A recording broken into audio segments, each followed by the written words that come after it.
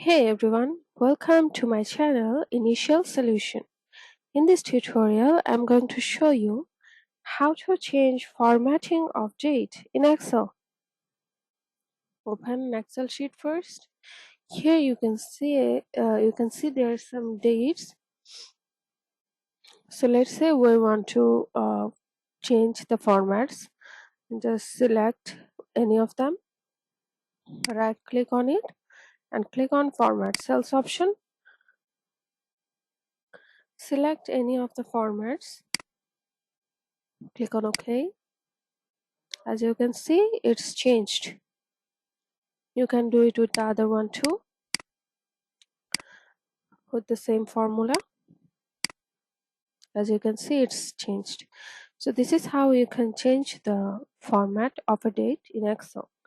So hope this video helped you guys. If it did, then please like, comment and share this video. Subscribe to our channel and don't forget to press the bell icon to get more useful videos like this. Thanks so much for watching, guys. Bye bye.